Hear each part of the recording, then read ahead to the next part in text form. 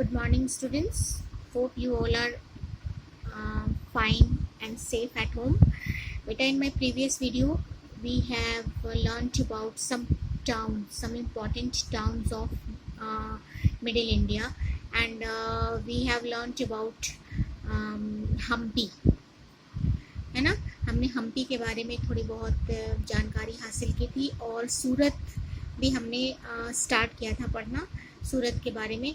तो आज दोबारा से हम सूरत से शुरू करते हैं अपनी आज की क्लास। और सूरत के बारे में जैसा कि मैंने आपको पहले बताया था कि सूरत जो है एक पोर्ट टाउन है, आज भी है और उस ज़माने में भी बहुत इम्पोर्टेंट पोर्ट टाउन था। ये गुजरात राज्य का एक बहुत ही इम्पोर्टेंट ट्रेडिंग टाउन और पोर्ट टाउन इसको माना जाता था। कोस्टल एरियाज़ के ऊपर ये स्थापित था, हमारे अरेबियन सी के किनारे, इस वजह से ये पोर्ट टाउन था। और इसको जो है गेटवे टू वेस्ट कहा जाता है, मतलब ये हमारे देश के अंदर आने वाले जितने भी वेस्टर्न कंट्रीज़ के लोग थे उनका ये गेटवे था, उनका ये द्वार था। सूरत को पश्चिम का द्वार कहा जाता था भारत में, क्योंकि भारत में आने के लिए जितने भी विदेशी लोग थे वो सूरत पोर्ट पर ही उतरते थे और उसके बाद वो भारत में इंटर करते थे।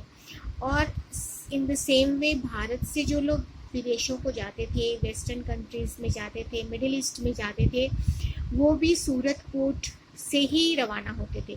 तो इसीलिए सूरत को जो है वो गेटवे टू द वेस्ट कहा गया है, यानी पश्चिम का द्वार कहा गया है, क्योंकि पश्चिमी देश के लोग भारत आने के लिए सूरत आते थे और भारत के लोग पश्चिम देशों को जाने के लिए भी सूरत पोर्ट पर ही इकट्ठा होते थे। भारत के लोग सूरत पोर्ट पर बाहर जाने के लिए किस लिए इकट्ठा होते थे?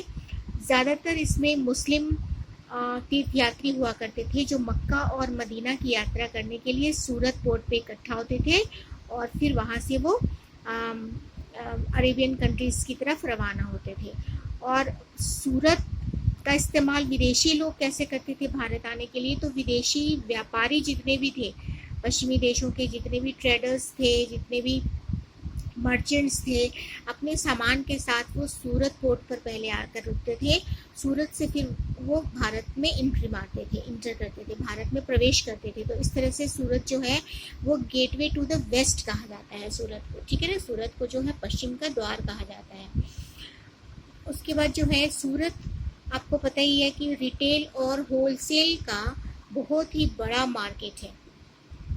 उन दिनों भी था, आज की डेट में तो है ही ये, उन दिनों भी यानी मिडिल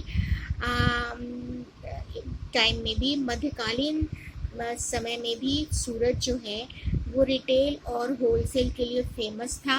और यहाँ पर जो है कॉटन टेक्सटाइल की शॉप्स बहुत हुआ करती थी। कॉटन टेक्सटाइल का बहुत ज़बरदस्त कारोबार सूरत में होता था।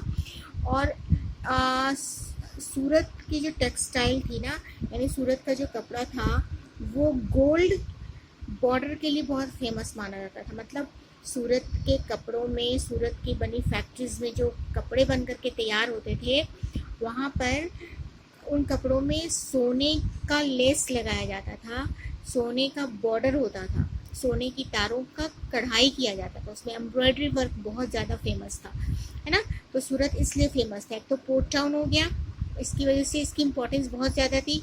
दूसरा ट्रेडिंग टाउन था, यानी व्यापार के दृष्टिकोण से भी बहुत बड़ा केंद्र था। ये एक व्यापारिक केंद्र था जहाँ पे कपड़े का व्यापार बहुत बढ़ चढ़ कर किया जाता था और कपड़ा भी इतनी उच्च क्वालिटी का होता था, इतनी हाई क्वालिटी का होता था कि उसमें गोल्ड के तारों का वर्क होता था, एम्ब्रॉयडरी काम किया जाता था, सोने की तारों से एम्ब्रॉयडरी यानी कि कशीदाकारी, कढ़ाई की जाती थी, ठीक है।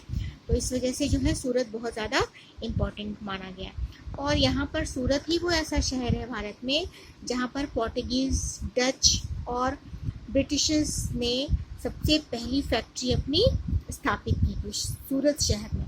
पुर्तगाल के रहने वाले और जो डच लोग थे, जो इंग्लैंड के लोग थे, ब्रिटिशर्स थे, उन्होंने